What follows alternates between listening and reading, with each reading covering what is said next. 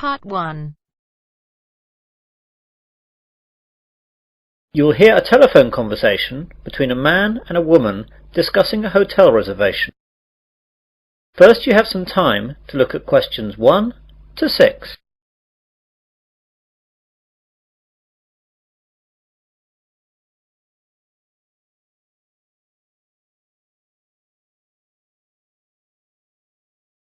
Now we begin. You should answer the questions as you listen, as the recording is not played twice. Listen carefully to the conversation and answer questions 1 to 6. Sunrise Hotel. Good morning. Barbara speaking. Hello, my name is John Griffin. I'd like to make a booking for tonight, please. Are there any rooms still available? Yes, there are a few left. What were you wanting? Well, I'm on a business trip, so I only need a single room. I don't think that will be a problem. Let's look. Yes, there's one single room left. Shall I book it for you? Yes, please. That would be great. Right then, let me get a pen. So what's your name again, please? John Griffin. That's JOHN GRIFFIN. OK, I've got that down. Wait a minute. You've been here before, haven't you? Yes, that's right.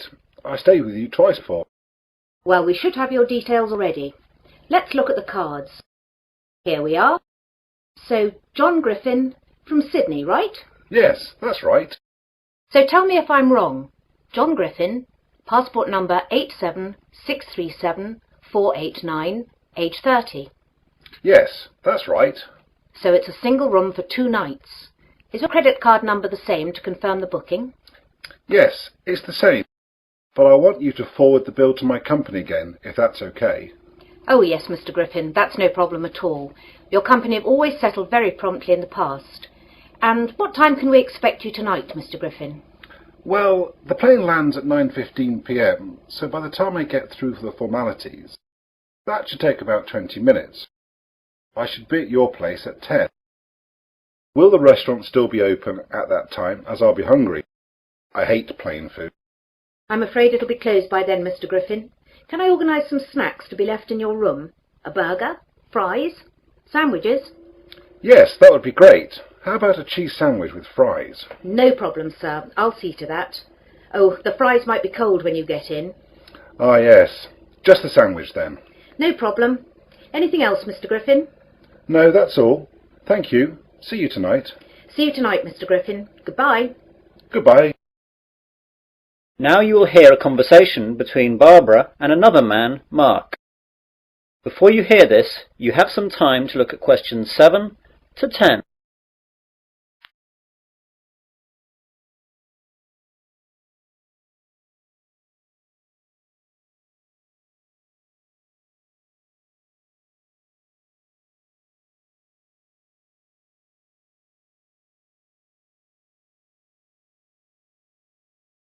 Now listen carefully and answer questions 7 to 10. Oh, Mark, that was Mr. Griffin. You know that nice man from Sydney who's been here a couple of times before? He's booked a single room for 2 nights from tonight. Oh, good. Wait a moment. Which room have you put him in? I put him in number 22. Is that okay? I think so. Let me just check. Oh, blast. There was a booking earlier this morning. All the singles are now gone. Oh dear, I'm so sorry. I didn't realise. Don't worry, it's not a problem. We'll stick him in number 34. It's a double room, but it shouldn't matter. What about the price? The double is $150 a night, and he's going to be expecting $100 a night for the single. Well, we don't want to upset him. We want him to come back. Make a note that we'll give him the single rate and that he's got a free upgrade. I'm so sorry, Mark. I should have let him know that there weren't any singles left. No, it's not your fault. I took the booking earlier, but the computers were down. I should have made a note of the booking so that everyone knew. It's my fault. Mr. Griffin has ordered a cheese sandwich to be left in his room too, as the restaurant will be closed when he gets in. That's no problem. Just leave a message for my wife in the order book there. She'll make sure that it's prepared by the kitchen staff, and then room service can take it to his room just before he arrives. How much shall I charge him for the sandwich? What is it again? Ah, yes, cheese. Well, beef and chicken are both $10, and salad is $8. Just make it $9. That should be okay. OK. Thanks, Mark. That is the end of part 1. You now have half a minute to check your answers.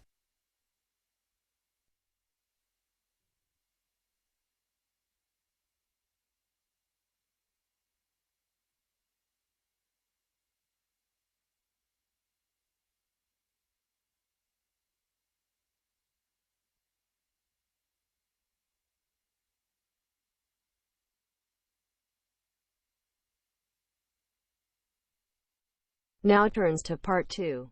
Part 2.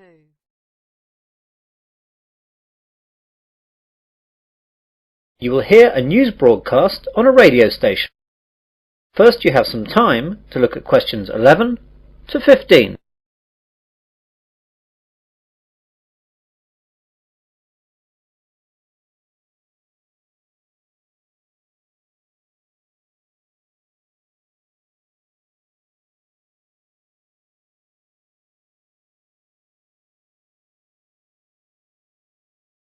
Now listen carefully to the news broadcast and answer questions 11 to 15.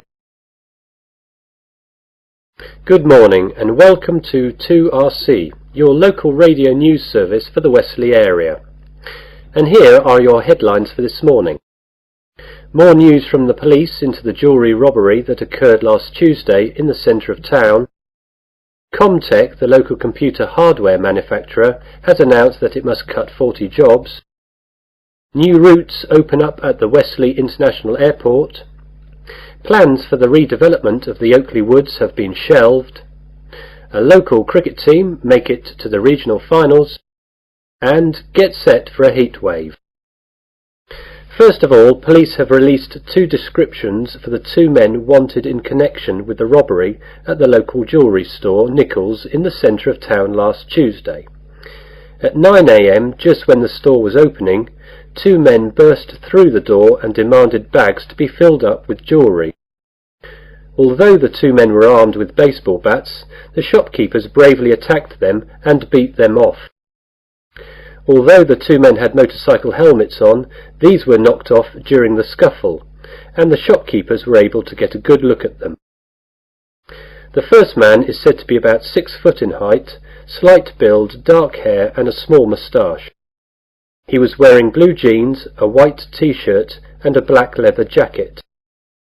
The second man is much shorter, around 5'8", with a fat build and red hair and clean shaven. He was wearing a dark blue sweater and black jeans. They are both probably in their early 20s. The police hope to issue photo-fit pictures later today. The public are urged to call Wesley Police if they think they recognise either of the 2 men. You now have some time to look at questions 16 to 20.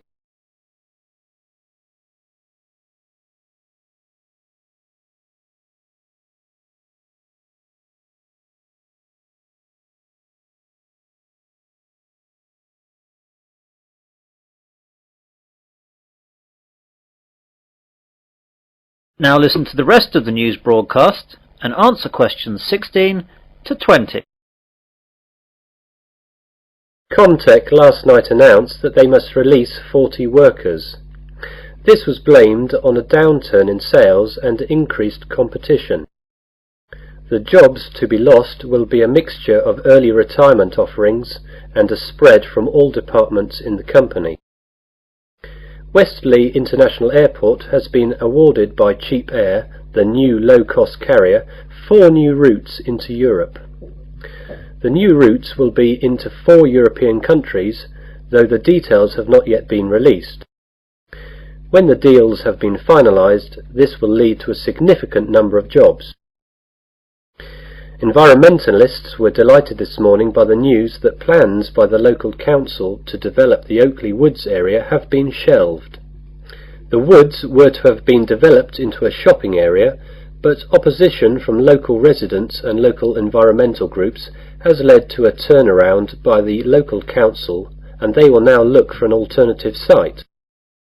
Wesley Green, a local pressure group, says they are ecstatic that the council has bowed to the wishes of people in the area. Mr. George Finchley, Mayor of Wesley, made the announcement and said that the committee responsible took all available information into account before taking the decision, and he hopes that Wesley residents are happy that the local council are sensitive to their wishes when making decisions. East Moors CC, a local league cricket club, has made it to the finals of the Sunday League knockout cricket competition. They will play the final at home on Sunday 30th of August against Newbury CC. Go along and support if you're around that day, as you'll be assured a great Sunday afternoon sport. And finally, get set for a heat wave for the remainder of the month of August. Weather experts have assured us that we will have 3 weeks of unbroken sunshine till the end of the month. Great news, but those of us who are experienced with the British weather will most likely greet this news with, "Let's wait and see." That is the end of part 2. You now have half a minute to check your answers.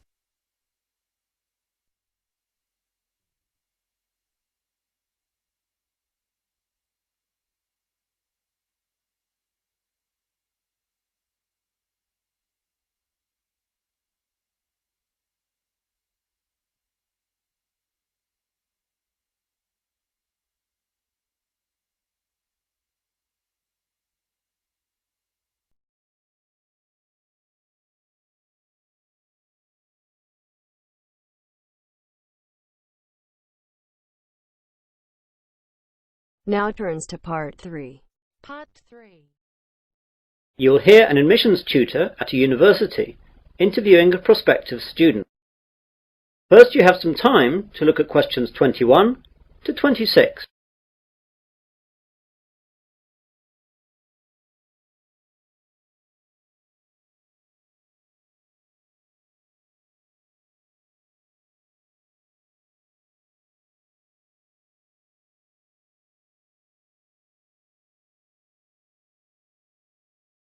Now listen carefully and answer questions 21 to 26. Hello there, it's Robert Johnson, isn't it? Yes, that's right. First of all, thanks for coming to this interview and thanks for applying to the engineering department of Wesley University. This is a fairly informal interview where I just get to know you and find out what kind of person you are. There won't be any technical questions as we've got all your educational background from your application form. Oh, that's good. Now, I know you've applied to us to study civil engineering, so can you tell me why you chose this field? It's a mixture of reasons, really. First of all, I've always been fascinated by building things. Whenever the family was on a holiday, I would always be interested in the local bridge and all that. My father is a civil engineer too, so he'd always be able to explain things. And it was he, I suppose, who really fostered my interest. I'm lucky as well, because my best subjects at school were maths and physics, which are the ones that are particularly used for engineering. So you'll be keeping it in the family then? Yes, my brother wants to do the same thing as well, so you'll probably get an application from him in another 2 years. Great. Now then, I noticed from your application form that you took a year off between school and university. What did you do during this year? Well, I'd like to say I got plenty of work experience, but what I did was travel. I went to Australia for the year and spent the time travelling and working all around the country. At the end I went to New Zealand and travelled around there for a couple of months. What kind of work did you do out there? It was fairly menial stuff.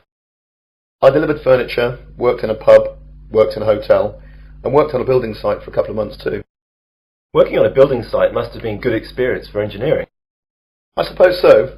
I mean, it was interesting to see the brass tacks side of things, and a good engineer has to get his hands dirty, my father says. He's absolutely right as well. Now, why did you choose Wesley University to study civil engineering? Well, first of all, I know that the department has a very good reputation in this field, and before applying, I checked out the stats and saw the percentage of graduates going straight into industry was very good. Yes, we're very proud of that. I'm also very interested in mountaineering, and your campus here in the Midlands is within reasonable distance of Snowdonia, so I'll be able to go hiking at weekends when work allows. That's good. It's very important for students to have interests outside of their studies. It helps deal with the stress. I also play a lot of football, and the university runs quite a few teams in the local leagues, so I'd like to get into that. You now have some time to look at questions 27 to 30.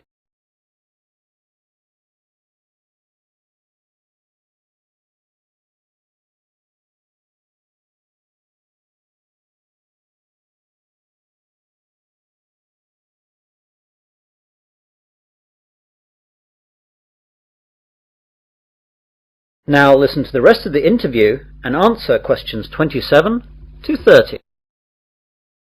Is there anything you'd like to ask me about the course? Yes, the information in the prospectus wasn't very clear about assessment. How will I be assessed over the 4 years of the course? Well, as it's a sandwich course, you'll be working in industry for the 3rd year, and there won't be any exams for that year. In the 1st year, you'll have exams at the end of May. You'll probably have 5 papers to sit then. The 2nd year is identical to the 1st year. You have to pass the exams in these years, but they won't actually be part of your degree. In the 4th year, you'll have to write a dissertation of a minimum of 15,000 words, and most people use their time in the 3rd year, when they're working, to use as a basis for their dissertation. So the 3rd year can be spent doing the hard work for the dissertation, leaving the 4th year to polish it, and study for your finals. What will I have to do for the finals? There will be 8 papers in all during June, and these will be based on work done throughout the entire course. It's hard and a stressful time, but students usually cope with it. Anything else? Yes, I'd like to ask.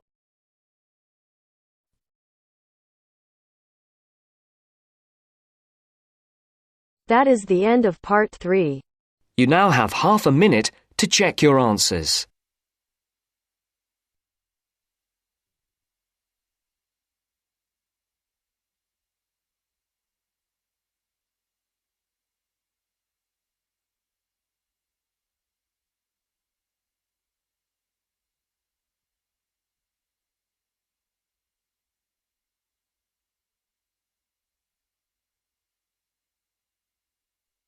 Now turns to part 4. Part 4. You will hear part of a research methods lecture. First you have some time to look at questions 31 to 40.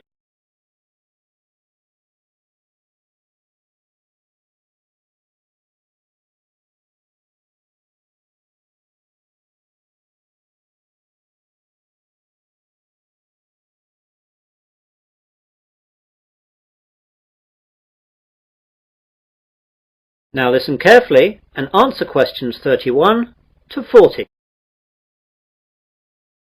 Good afternoon, ladies and gentlemen. Welcome to this auxiliary lecture on research methods. This lecture is not aimed specifically at one particular course, but is a general lecture that will be relevant to any student who must conduct research into a topic for his or her course. For most of you, this will be the research that you need to do in order to write your dissertation and theses. It has been said that first world societies are no longer industrial societies, but information societies. That is, our major problems and tasks no longer mainly centre on the production of goods and services necessary for survival and comfort, but rather require a prompt and accurate flow of information on preferences, needs and behaviour. This is why surveys today are regarded with so much importance. What then is a survey? Today, the word survey is used most often to describe a method of gathering information from a sample of individuals. This way, the results can be projected from the sample to the larger population. An important consideration to take at the start is to decide how large a survey to perform. The sample size required for a survey partly depends on the statistical quality needed and the size of the total population of the area in question. Even so, there is no simple rule for sample size that can be used for all surveys. Analysts, though, often find that a moderate sample size is sufficient statistically and operationally. A properly selected sample of only 1,000 individuals can reflect various characteristics of the total population, but it is not always needed to sample the entire population for your needs. I'd like now to look at some of the types of survey available to us, and the focus here will be on methods for surveying individuals and companies.